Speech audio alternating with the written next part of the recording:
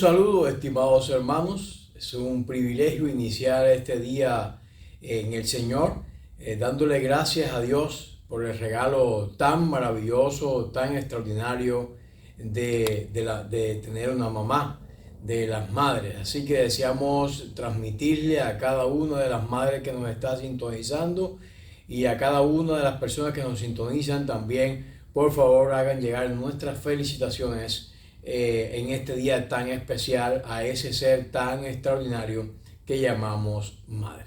Muchas felicidades para ustedes y que Dios les bendiga de una manera extraordinaria en este día y les regale un día maravilloso en compañía de sus familiares. Queremos continuar con esta serie El regreso de Cristo y viviendo con el fin en mente, es decir, viviendo expectante a ese momento tan extraordinario en el cual el Señor Jesucristo regresará por su iglesia buscando a su pueblo. Hoy queremos hablar acerca de mirando al cielo, basado en Mateo capítulo 24, versículos del 23 al 31. Algunas personas pues critican esta manera de ver la vida, de que no estemos mirando al cielo y que estemos enfocados en lo terrenal. Y la respuesta es que evidentemente tenemos que estar mirando los acontecimientos terrenales, pero sin perder la perspectiva o el enfoque celestial. No podemos hacer nada en este mundo si no estamos conectados a nuestro Señor Jesucristo y no estamos mirando, escudriñando lo que su palabra tiene para con nuestras vidas. Así que le invito inmediatamente a buscar en estos textos de la palabra del Señor, los versículos del 23 al 26, para dividir estas secciones, mirando el firmamento para impedir el engaño. Vivimos en una era, siempre repito, de mucha información. Es notoria la cantidad de información que circulan por las redes sociales, por el papel impreso, por diferentes medios de comunicación y medios verbales de información. La información fluye a raudales en este siglo, en esta época que estamos mirando. Y conforme fluye la información, también fluye la información adversa, la información que no está del todo enfocada en el Señor. Este tipo de información nos daña, nos engaña y puede hacer que nos apartemos de la verdad. Este precisamente es el sentido de estos tres primeros versículos de esta sección que estamos queriendo estudiar en este día, y es que como hijos de Dios, como hijos de Dios, debemos vivir enfocado precisamente en ese sentido, como dice la palabra de Dios. Entonces, si alguno dijere, mirad, aquí está el Cristo, y mirad, allí está, no lo creáis. El Señor nos ha estado encomendando nos ha estado hablando de que Él regresa o vuelve por su iglesia, pero algunos se aprovecharán de esa información y estarán dando esas famosas noticias falsas, diciendo de que en algunos sitios o en algunos lugares ha ocurrido este evento. Esa es una de las maneras de tergiversar la verdad que tendrán y que ya somos advertidos por medio de la palabra de Dios en esa circunstancia. Cuando hablamos entonces en este proceso, ¿qué tiene que ver? Bueno, en relación con la caída de Jerusalén y ciertamente con el fin del mundo, habrá quienes pretendan que Cristo ya ha venido y llegarán al punto de señalar sitios, lugares específicos donde ha tocado tierra. Estarán transmitiendo esta información para tergiversar. La advertencia de Jesús es muy clara. Jesús advierte a sus discípulos para que no crean estos engañadores. La advertencia está hecha. No crean estos engañadores. La venida del Señor será tan notoria, será tan significativa, que no es necesario que alguien esté diciendo o ofreciendo la inmediatez de estos acontecimientos. La advertencia sobre los falsos maestros está vigente. Ha estado vigente a lo largo de todo el capítulo 23 que hemos estado estudiando en estos diferentes encuentros, en estas diferentes secciones, en lo que hemos dividido el capítulo. Los falsos maestros han jugado un rol o estarán jugando un rol muy importante al final de los tiempos. Las epístolas de Judas, Santiago y otras epístolas también se encargan de enfatizar el trabajo que ellos van a estar realizando. Y nuestra responsabilidad como hijos de Dios es estar lo suficientemente claros en las escrituras como para no dejarnos engañar por esas enseñanzas negativas o enseñanzas falsas. Es decir, que la advertencia sobre los falsos maestros es algo que está vigente. Muchos mensajes suenan muy dulces, pero queda muy claro, que es notorio que no concuerdan con el mensaje bíblico. Entonces, como hijos de Dios, tenemos que tener esta claridad en nuestras vidas. Solo un fundamento sólido, un fundamento que descanse cabalmente, íntegramente, totalmente en la palabra de Dios, va a tener una solidez que nos puede capacitar para evitar esos errores y también las distorsiones que la falsa enseñanza van a estar intentando socavar la fe de los creyentes. Entonces es muy importante que seamos amplios en escudriñar y profundos en el sentido de escudriñar la palabra de Dios, porque ella tiene un impacto importante en nuestra vida. Démosle entonces la valía o la importancia que ella tiene para nosotros. Así que es muy relevante que cada uno de los hechos históricos, de las noticias que estamos mirando en el momento y que vendrán a posteriori, la estemos comparando, la estemos mirando acorde a lo que la palabra de Dios nos describe en sus versículos.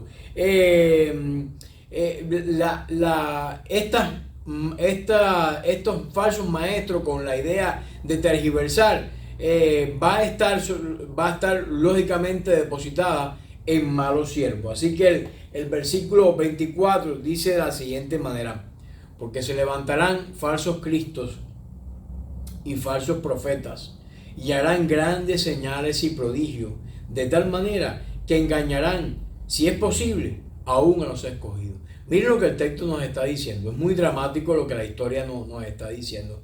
Estos falsos cristos que se levantarán, y también llamados falsos profetas, o puede ser una combinación de ambos, la Biblia dice que harán grandes señales. Harán grandes señales. Cuando hablamos de grandes señales, pues puede ocurrir sanidades, resurrecciones. Esos son las señales que clasifican entre las grandes señales. Los profetas de la antigüedad pues hicieron flotar el hierro, hicieron o a través de ellos una peña pudo derramar agua, el mar se abre. Grandes señales que han estado marcando el proceso proceso bíblico para mostrarnos que son señales de Dios. Pero ahora los falsos cristos y los falsos profetas se van a estar ocupando de que son ellos mismos los que van a estar ofreciendo estas falsas señales. Dice que la Biblia, grandes señales. Esta es una clasificación, una nomenclatura que usa la palabra de Dios, un superlativo, es decir, algo que va a ser digno del asombro de toda la sociedad y de toda la humanidad.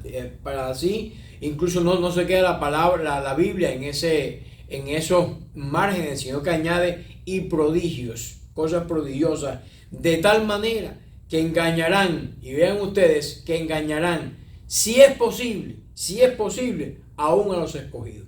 Aún a los escogidos, aquellos que están buscando la palabra, que están indagando, a veces se van a quedar un poquito confundidos.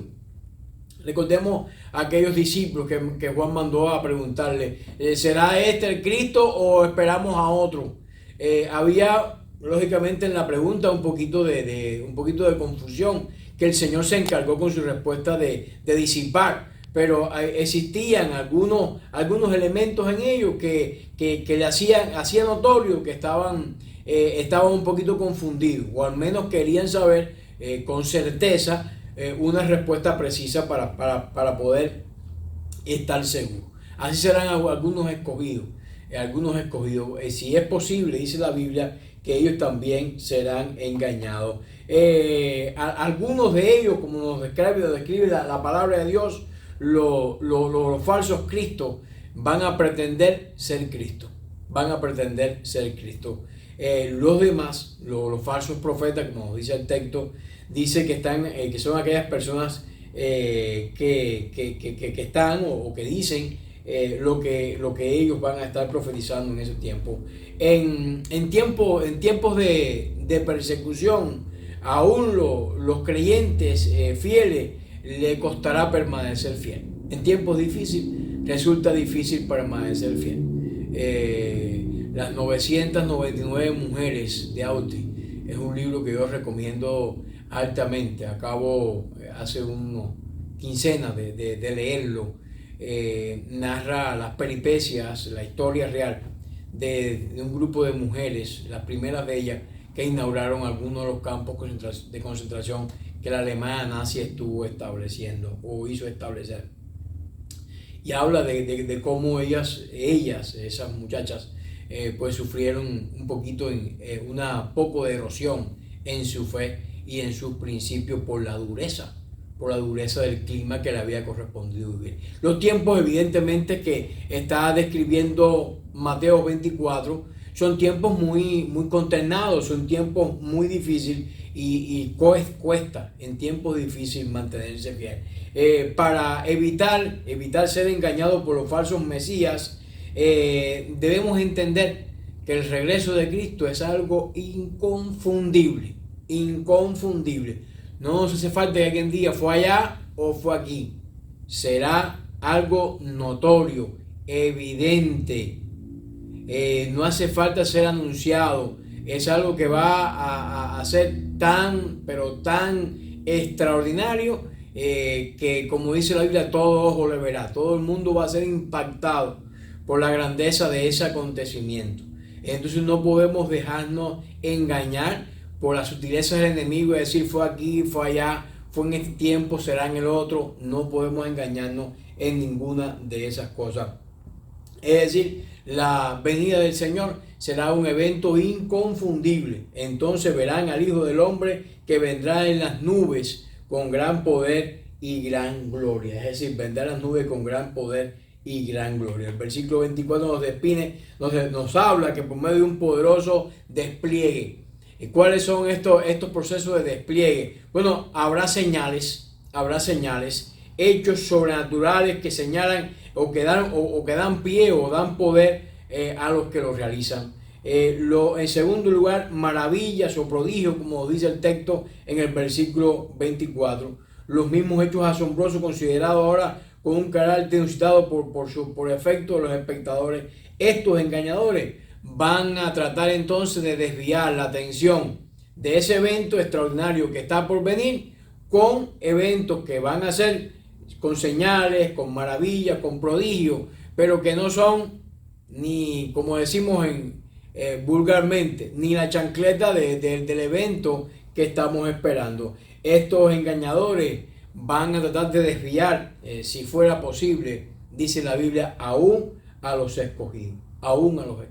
Así que debemos estar firmes en estos tiempos tan complicados, de tanta información, estar firmes en que conocemos la información verdadera y precisa, la información que tiene la palabra de Dios, la información que la Escritura nos está dando. Los versículos 25 y 26 habla acerca de este deseo ferviente de estas personas de engañar. Es decir, ¿qué desean hacer? Desean confundir, desean que las personas se pierdan, ¿no?, en medio de este proceso. Dice el Señor, he aquí los he dicho antes. Y Mateo recoge en los versículos anteriores en muchos momentos en los cuales el Señor estuvo mostrando estas malas intenciones de de los falsos maestros que estarían viniendo. Así que si os dijeren, he aquí en el desierto está, no salgáis. Aquí en las cámaras, no lo creáis.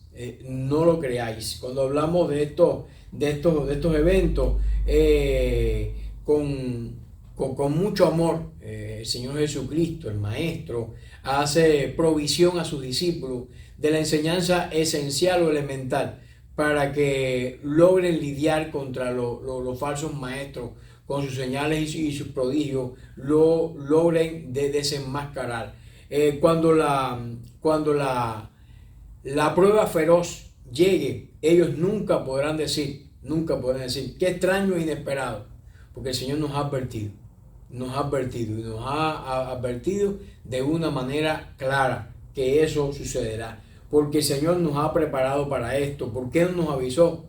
Sí nos avisó. Hemos recibido advertencia, hemos recibido profecía, hemos recibido continuamente, hemos estado siendo informados de que estos acontecimientos estarán próximamente llegando o arribando a nosotros. Hemos recibido la advertencia con anticipación. Los discípulos no debemos sentir indebidamente perturbados cuando se cumplan estas previsiones. De hecho, lo que nos indica es que se está confirmando nuestra fe. Cuando usted ve a estos falsos profetas con esta enseñanza, no se sienta confundido, más bien siéntese seguro de lo que el Señor nos ha dicho y de lo cual nos ha advertido está sucediendo.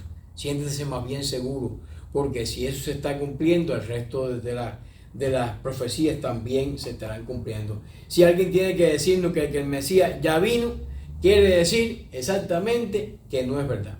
Si alguien nos tiene que decir que vino, lo que quiere decir es que no es verdad.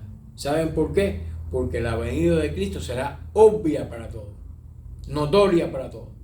Si alguien nos tiene que informar acerca de ese evento tan magnífico, tan glorioso, si alguien nos tiene que decir dónde sucedió o cómo sucedió, entonces evidentemente ese no es el evento que estamos esperando.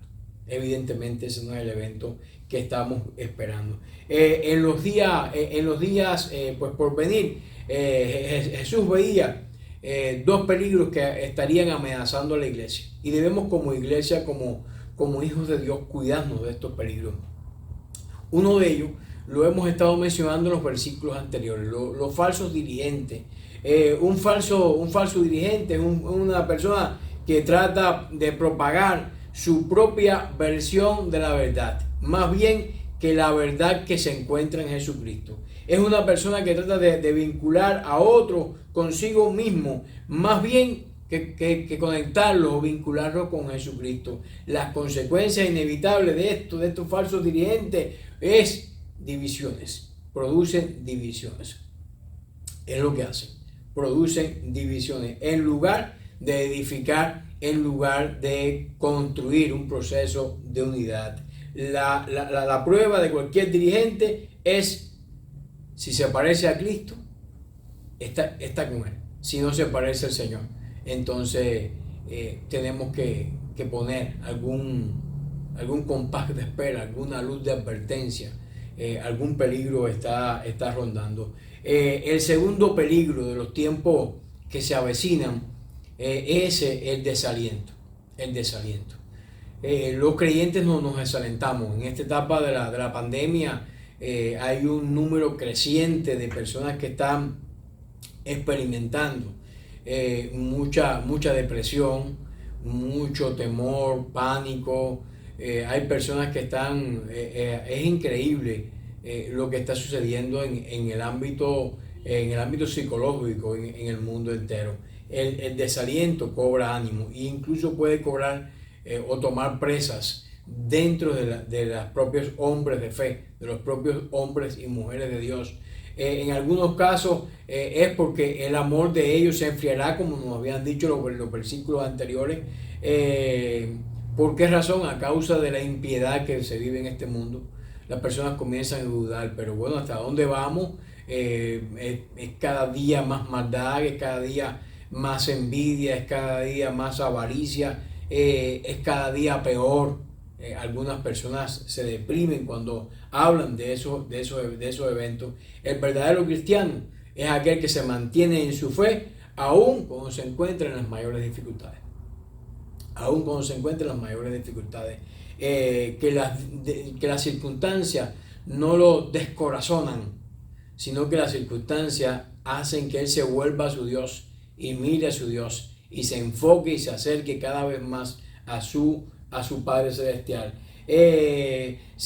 Algunas personas se niegan a creer que el brazo de Dios se haya cortado y su poder se ha disminuido. El brazo de Dios no se ha cortado y su poder se ha disminuido para con su pueblo. Ahí está su poder y su brazo para socorrer a su pueblo y guiar a su iglesia en este tiempo. Algunos pensaban que Juan el Bautista podría haber sido esta señal en el desierto como el lugar donde se podía encontrar o descubrir al Mesías.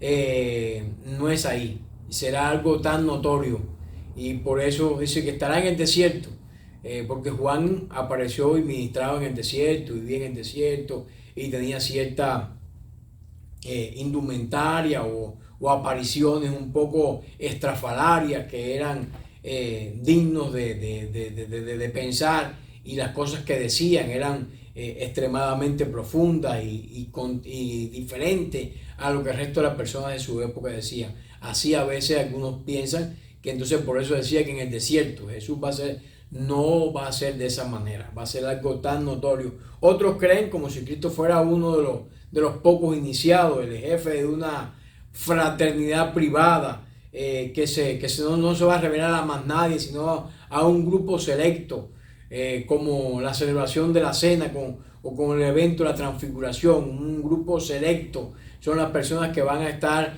siendo informadas o van a seguir siendo presentadas como que Cristo ha retornado por su iglesia.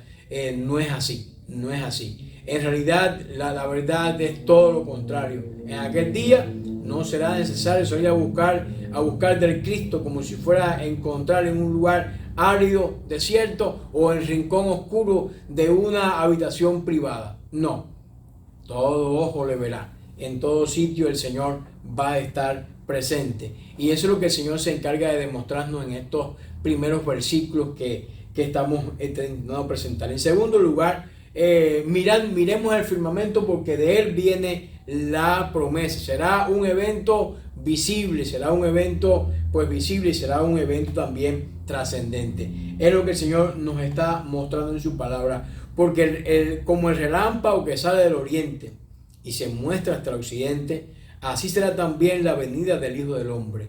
Así será también la venida del Hijo del Hombre. Será un evento visible. No hay que buscarlo en el desierto, ni una habitación privada, ni hay que esperar a que alguien nos lo diga. Nos vamos a percatar todo de que ese evento está ocurriendo. Será un evento visible.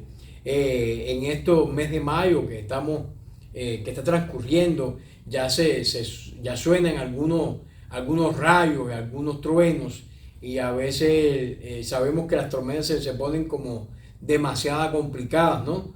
Esas tormentas de rayos son espeluznantes. Dice que como el relámpago que sale del oriente y se muestra hasta el occidente, así también será la venida del Hijo del Hombre. Es decir, aquí habla Jesús directamente de su segunda venida. El Nuevo Testamento nunca usa la frase segunda venida, no usa la frase. La palabra que usa para describir la vuelta de Cristo en gloria es parusia. Esta palabra ha pasado al castellano y a otras lenguas como un sinónimo de la segunda venida. Y se menciona muy poco en la palabra de Dios. Este es uno de los pasajes en los cuales está apareciendo. Esta segunda venida aparece en este capítulo, en el versículo 3, en el 27, en el 37 y en el 39. Este es uno de los capítulos donde aparece.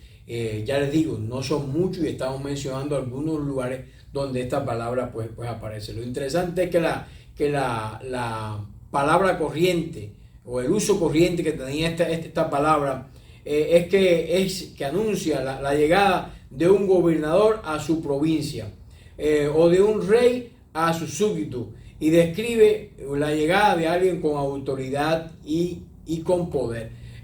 Cuando se refiere entonces a la segunda venida del Señor, su venida es con el fin de bendecir a su pueblo, con su presencia. El pueblo está atravesando, está acercándose a la tribulación, están apareciendo las señales que habían, y de pronto el Señor llega con su presencia a bendecir y a rescatar a su iglesia y a rescatar a su pueblo. Eso significa que podría considerarse como una modificación del sentido. Esta llegada o visita del rey emperador se hace con el sentido, con el propósito de cuidar, de bendecir, de sostener a su gente y a su pueblo. La doctrina de la segunda venida es cierto que, de acuerdo a los hechos, conserva el hecho del triunfo definitivo de Cristo. Aquel a quien los hombres crucificaron será un día el Señor de toda la humanidad. Para Jesucristo el fin estaba seguro y era su soberanía universal.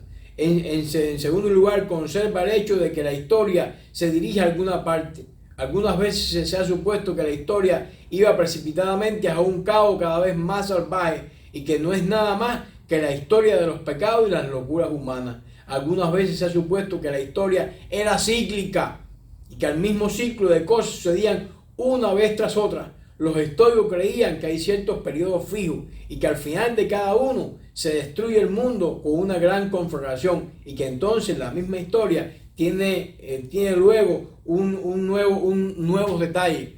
El calendario maya tiene también ciclos que se van repitiendo. Como decía Crisipo, entonces el mundo es restaurado de nuevo, otra vez, y con una organización precisamente igual a la anterior. Las estrellas se mueven de una órbita en su órbita, siguiendo el curso de cada periodo, siguiendo la variación. Sócrates y Platón y cada uno de los personajes que individualmente vivían en la época griega pensaban de esta manera: pasarán las mismas experiencias, se realizarán las mismas actividades, todas las ciudades y todas las aldeas y los campos serán restaurados exactamente como fueron, y esa restauración del universo tiene lugar una y otra vez. Este es un pensamiento, pudiéramos decir, muy lúgubre de estos pensadores antiguos. Es decir, que es como un ir y venir, de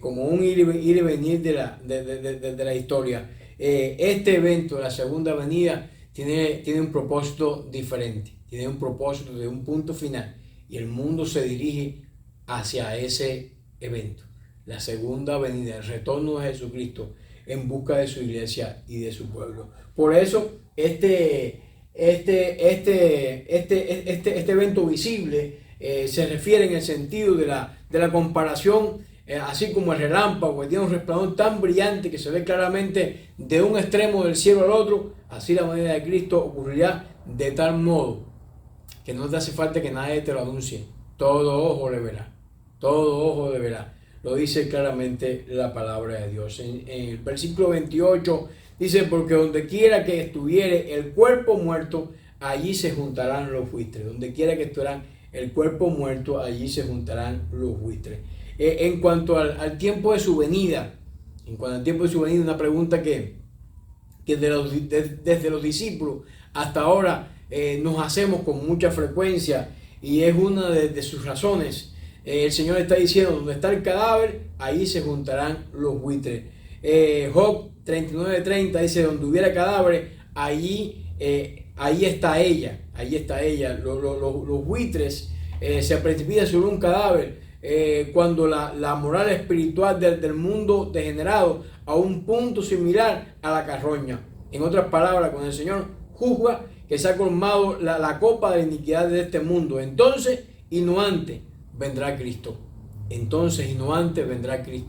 Recordemos a Sodoma y a Gomorra. Se había colmado la copa, y allá estaban aquellos ángeles que iban a reiniciar el proceso de destrucción. Había llegado el momento. Es posible que este sea también, o de acuerdo al texto, este es lo que ocurre también en estas oportunidades. Cristo para condenar al mundo. Entonces su venida es una necesidad divina para restablecer el orden y llamar al cambio. Cuando miramos entonces la tribulación final en la que los malvados sujetarán a los hijos de Dios, en los que harán que el mundo madure al juicio, por eso es que inmediatamente después de la más grave de todas las pruebas, vendrá el Hijo del Hombre, vendrá el Hijo del Hombre. En tercer lugar, mirando este texto, podemos descubrir, cuando miramos el firmamento de donde viene el Salvador, miramos estos acontecimientos que son estremecedores, con gloria deslumbrante y con un sonido victorioso.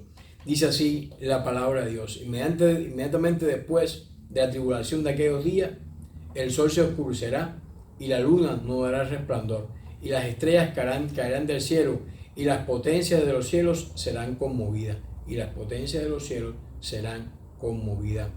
Dice, y la luna no dará luz, y la luna no dará luz.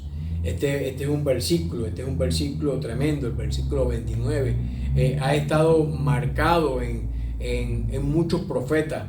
Isaías, por ejemplo, en su capítulo 13, versículo 10, dice, por lo cual las estrellas de los cielos y sus luceros no darán su luz, y el sol se oscurecerá al nacer, y la luna no dará su resplandor, y la luna no dará su resplandor. Así lo dice Isaías 13:10, este apagón celestial que estamos llamando, que estamos nombrando, ocurrirá. Y así lo define esta expresión de Mateo. Isaías lo había dicho anteriormente. Dice Ezequiel, otro de los profetas, cuando sea extinguido, cubriré los cielos y haré extender sus estrellas.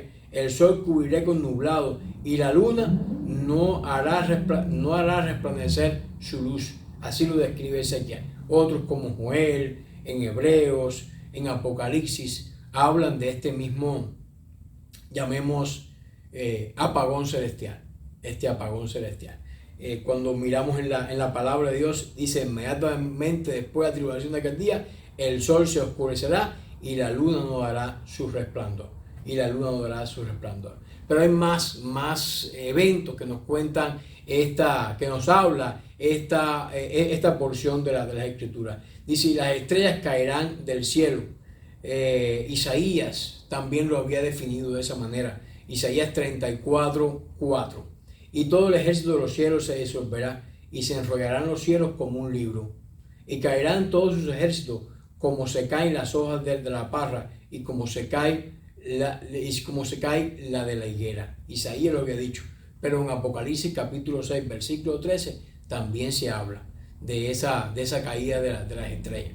Siempre que en el cielo hay estas famosas lluvias de meteoritos, algunos románticos piden un deseo, otros se alarman, pero hay oportunidades que son como tormentas, muy seguidas, muy numerosas, que surcan y hacen brillar el cielo de una manera extraordinaria. Pero esos son restos que están cayendo también a la tierra. De pronto eso va a ser todo lo significativo que suele ser, para que entendamos que ha llegado ese momento. Dice también el texto, y la fuerza de los cielos serán sacudidas. Ya hemos mirado Isaías 34:4, donde habla de este movimiento en los cielos.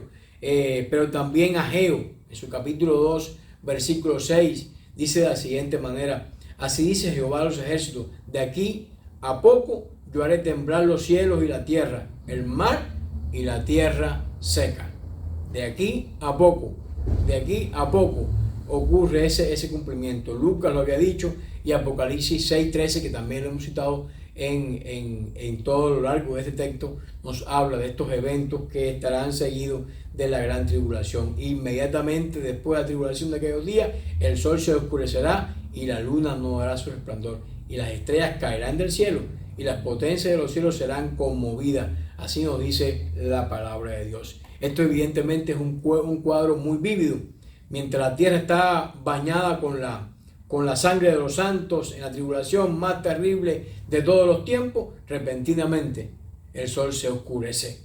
Recordemos cuando el Señor Jesucristo fue crucificado y aquel terremoto y aquella oscuridad que vino en la tierra, vino en aquel momento, hizo que a los centuriones y los demás pues se pusieran a tono y comenzaran a reflexionar en algunas verdades que debieron haber reflexionado antes. Naturalmente la luna también va a dejar de dar su resplandor porque la luna es un reflejo del sol. Las estrellas se desvían de su órbita y corren en una destrucción, caen del cielo, las fuerzas de los cielos son sacudidas, se oyen terribles sonidos, el rugido del mar y sus ondas causan perplejidad entre los hombres. Ustedes no sé si han estado alguna oportunidad cerca del mar, cuando hay una tormenta, se levanta una tempestad, ese mar tan hermoso, esas playas tan bonitas, esas aguas tan románticas, tan especiales para pasar y disfrutar, se convierte en un lugar terrible, con un sonido espeluznante, difícil, terrorífico, pudiéramos decir. La gente se desmaya de temor y con los presentimientos de lo que está comenzando a pasar en el mundo. El versículo 30 dice: y la señal del Hijo del Hombre aparecerá en el cielo, y se angustiarán todas las razas de la tierra, verán al Hijo del Hombre venir sobre la nube del cielo con gran poder y gran gloria. Ven que no hace falta que los falsos profetas nos estén diciendo que está aquí, que está allá, que está en un aposento, que ocurrió en tal evento, en tal momento. No hace falta que usted crea en eso. Aparecerá del cielo, verá al Hijo del Hombre sobre nube del cielo, y dice la Biblia, con gran poder y con gran gloria. Las naciones de la tierra se lamentarán porque no creyeron en Cristo, y rápidamente se darán cuenta, escogieron el bando equivocado. Escogieron el bando equivocado para creer. Todas las cosas de las que se burlaron se están cumpliendo. Todas las cosas de las que ellos no pretendían criticar o no creer se están cumpliendo y se están cumpliendo estrepitosamente delante de su cara. Ya será un poco tarde para arrepentirse posiblemente en estos momentos. Dice el versículo 31, es el sonido victorioso de su segunda venida, y enviará sus ángeles con trompeta y con gran voz, y juntarán sus escogidos de los cuatro vientos, de un cabo del cielo hasta el otro, de un cabo del cielo hasta el otro. Por lo menos debe significar esto, que un sonido vibrante, penetrante, estará llenando todo el universo, todo el universo. Hay algunas estrellas que emiten su sonido en el firmamento. Hay estrellas que emiten, estrellas de pulso, que emiten un sonido muy novedoso, y que ha sido la ciencia capaz de recoger o recopilar o grabar. Este es un sonido extraordinario, penetrante, que en todo el universo resuena esa voz de gloria. No es necesario que usted piense en una trompeta literalmente, porque no hay un instrumento que pueda tener esa potencia o ese alcance. Pero sí es una manera de la palabra de Dios mostrarnos cómo será.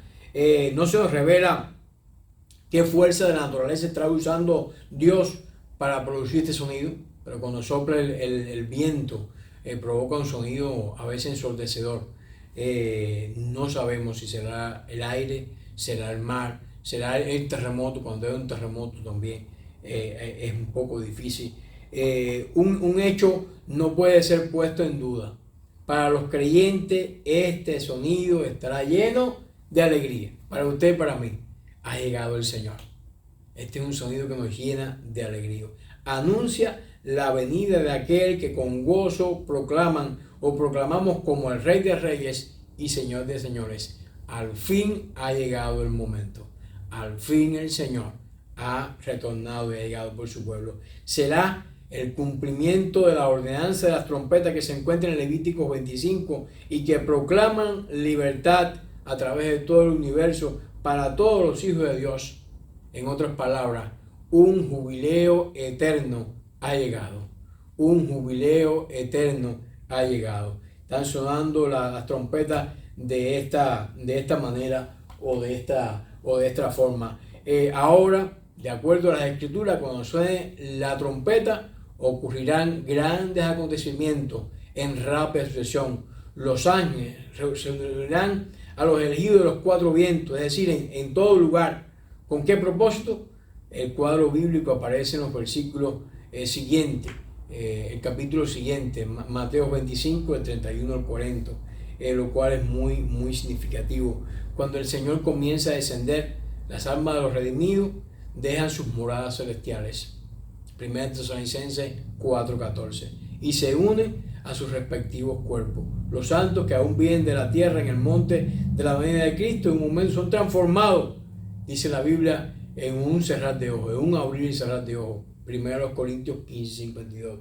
Y todos los santos, los resucitados, los transformados, ahora salen a encontrarse con Jesús. Salen a encontrarse con Jesús. 1 Tesalonicenses 4:17. Para estar con Él para siempre. Para estar con Él para siempre. Esta segunda venida es un momento de gran consuelo. Es un momento extraordinario para la iglesia y para el Señor Jesucristo. Por lo tanto, miremos al cielo. Miremos al cielo, ¿con qué intención?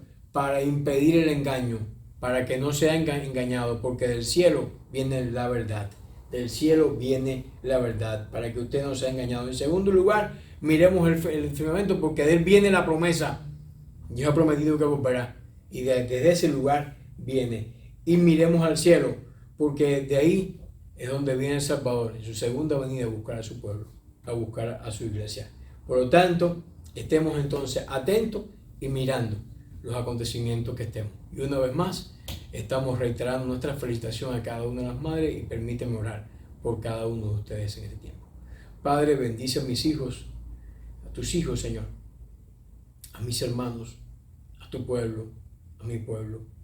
Ayúdanos, oh Dios, que podamos juntos caminar contigo, Señor. Gracias por tu palabra y gracias, oh Dios, por la manera en que fielmente tú la cumples en nosotros. En el nombre de Dios oramos. Amén. Muchas felicidades a las madres y que Dios les bendiga.